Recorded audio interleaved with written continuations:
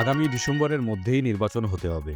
এই সরকারের কেউ যদি ক্ষমতায় থাকতে চায় বা রাজনীতি করতে চায়, তাহলে আপনাদের বলবো ক্ষমতা ছেড়ে রাজনীতিতে আসেন। বুধবার বিকেলে নয়াপল্টনে তারুণ্যের সমাবেশের প্রধান অতিথির বক্তব্যে এসব কথা বলেন বিএনপির ভারপ্রাপ্ত চেয়ারম্যান তারেক রহমান।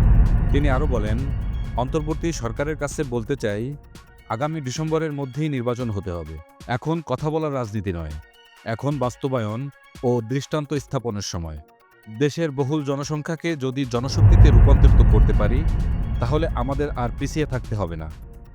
আমরা দেখেছি, আদালতের প্রতি শ্রদ্ধা না দেখিয়ে আজ ইশরাকের শপথে বাধা দেওয়া হচ্ছে। ইশরাকের শপথ গ্রহণে বাধা দিয়ে আজ স্বৈরাচারের ব্যবস্থা পুনঃপ্রতিষ্ঠা করা হচ্ছে। বিচার ব্যবস্থার প্রতি মানুষের আস্থা যেন থাকে, সেটি খেয়াল রাখতে হবে।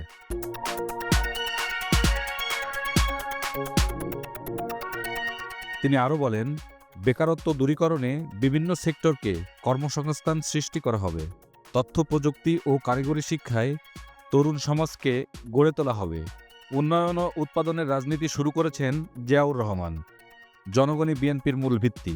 বিএনপি ক্ষমতায় গেলে দেশ ও জনগণের কাছে দেওয়া প্রতিশ্রুতি অনুযায়ী রাষ্ট্র গঠন করবে। Desk report, Digvijay.